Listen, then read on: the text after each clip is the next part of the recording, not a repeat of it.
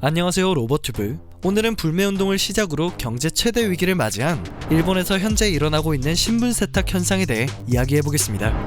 2012년부터 아베 신조 정부는 경기 부양 정책인 아베노믹스를 실시합니다. 이는 일본 경제의 활력을 어느 정도 불어넣는데 성공했는데요.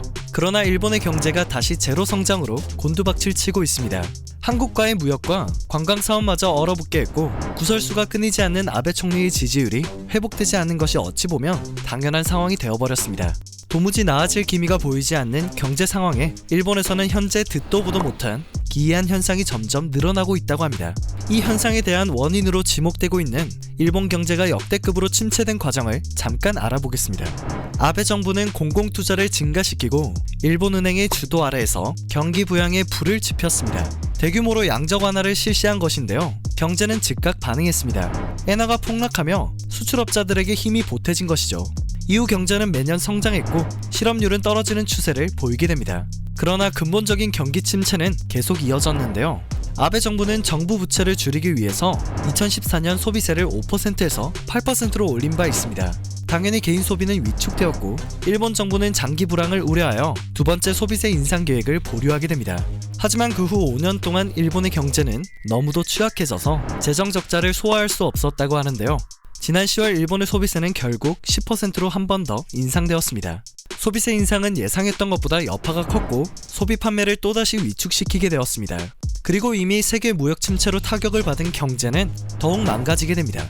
이렇게 일본의 경제가 역대급 위기에 처해 있다 보니 일본에서는 매일 밤 사람들이 증발되고 있다고 합니다. 하룻밤 사이에 사람들이 사라지는 이 현상은 일본의 신종 자살법이라고도 불리우고 있습니다. 매년 수만 명의 일본인들이 증발하고 있어 점점 수면 위로 올라오고 있는 이 방법은 밤이사라고 알려진 업체에서 몇천 달러를 지불하고 새로운 신분을 받는 다름 아닌 신분 세탁이라고 합니다. 새로운 신원을 받게 되면 과거의 존재 기록은 모두 삭제되기 때문에 기존의 삶에서 벗어날 수 있는 것이죠.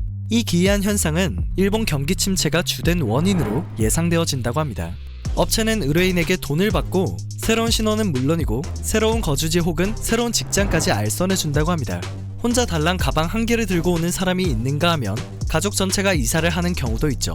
일본은 주민등록증이 없기 때문에 신분 증명이 어려운 상황인데요. 일본 내에서는 13세기에 흔하게 일어났던 할복 대신 21세기는 증발이다 라는 말이 나오고 있으며 현재도 계속해서 많은 사람들이 증발하고 있다고 합니다. 오늘은 일본에서 일어나고 있는 정말 독특하고 기이한 사회 현상에 대해 알아봤는데요. 여러분이 궁금해할 만한 이야기를 들고 찾아오는 로버튜브 되겠습니다.